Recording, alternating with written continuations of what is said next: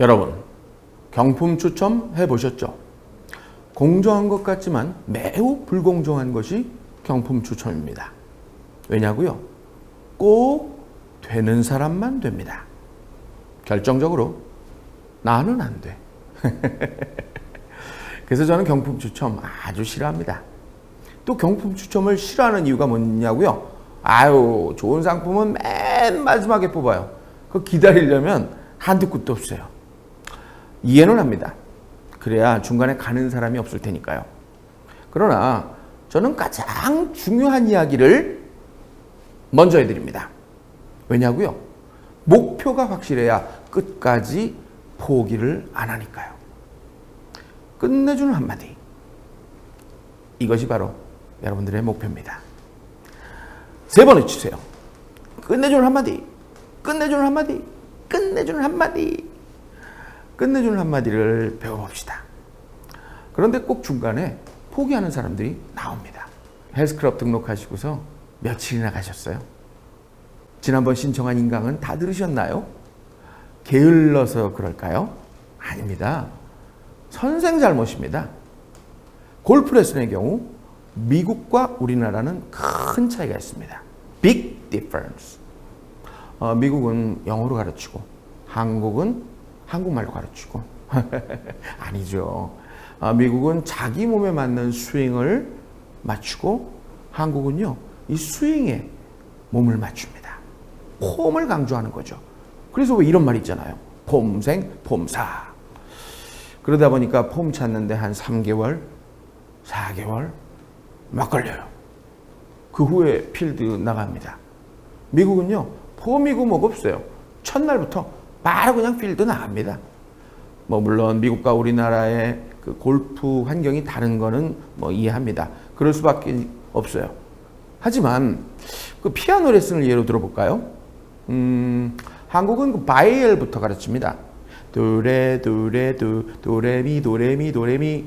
아우, 지루해서 포기하죠. 미국에서는요, 좋아하는 노래를 하나 선택해서 그 곡만 가르칩니다. 그래서 며칠 지나면 그 노래를 본인이 연주할 수가 있게 되는 거예요. 그러니까 재미있어서 계속 하는 거죠. 저도 그렇게 해서 딱 한 곡 연주를 할 수 있습니다. 뭐냐고요? Happy birthday to you, happy birthday to you. 그 노래요. 사실 이걸요, 제가 몰래 배워서 우리 집사람 생일날 쳐주니까 케이크 먹을 생각은 안 하고 감동을 먹더라고요. 그 후로 제가 다른 여자들한테 이렇게 쳐주니까 모두들 감동. 저 편지 우리 마누라고 보면 큰일 나. 이런저런 레슨을 포기한 당신, 절대로 당신이 게을러서 그런 게 아닙니다. 가르치는 사람이 잘못 가르쳤기 때문입니다.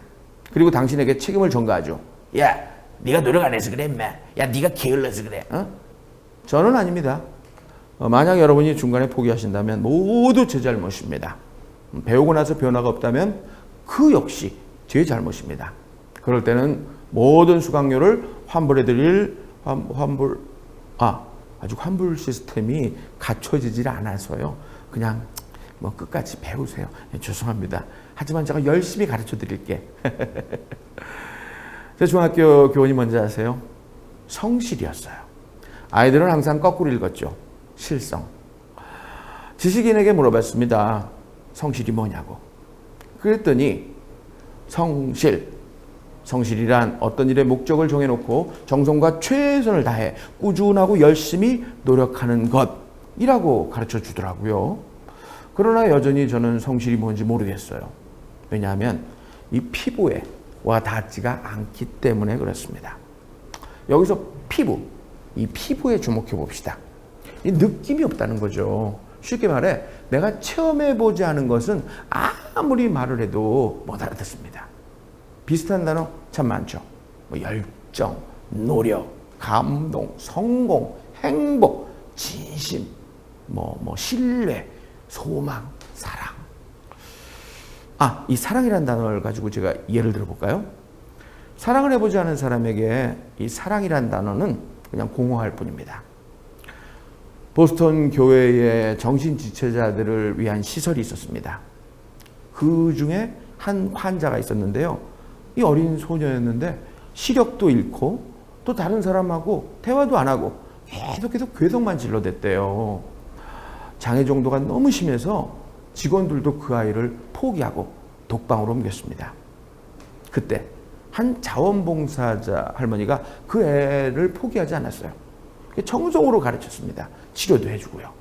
그래서 나중에 퍼거슨 맹아학교를 다녔고 수술로 눈도 떴습니다. 그래서 선생님이 됐는데 그 아이가 바로 앤이에요. 앤. 그리고 이 앤이 맹인 소녀를 가르치게 되는데 그 맹인 소녀가 바로 헬렌 켈러예요. 그러니까 그 앤이 누군지 아시겠죠? 여러분도 잘 아시는 앤 설리번 선생입니다. 헬렌 켈러는 사랑이란 단어를 생각하면 바로 이 앤 설리번 선생을 떠올릴 테고요. 앤 설리번 선생님은 사랑이란 단어를 듣자마자 그 자원봉사자 할머니를 떠올리게 될 것입니다. 이게 바로 사랑이란 단어를 우리가 이 피부로 느끼는 방법입니다. 생각해 보세요. 그 앤 설리번이 헬렌 켈러에게 가르쳤던 첫 단어 뭔지 아시죠? 물, 워터, 워터라는 단어예요. 헬렌 켈러를 데리고 그 수도가로 와가지고 막 펌프질을 해서 물을 그 헬렌 켈러 손에 흐르게 한 다음에 워터 하고 손바닥에 글자를 써줬죠. 워터. 이렇게 피부로 느끼면서 배움이 시작됐던 것입니다. 노력도 그렇습니다. 말로만 노력하자. 그래봤자 몰라요. 작은 목표라도 세워놓고 그걸 성취해서 기쁨을 느껴봐야 또 다른 노력을 하게 됩니다. 그러니까 끝내주는 한마디가 뭔지 목표를 보여줘야 스스로 노력하게 된다. 이 말이죠. 말을 물가로 데려갈 수는 있지만 강제로 물을 마시게 할 수는 없다는 말 잘 아시죠? 좋은 조련사는요. 말이 목마르게 해서 스스로 물을 마시게 합니다. 자, 여러분의 목표를 제가 확실히 알려드리죠. 나의 목표, 끝내주는 한마디. 말을 잘하는 사람들은 끝내주는 한마디가 있습니다. 말로 세상의 중심이 되라. 토킹. 또 봐요.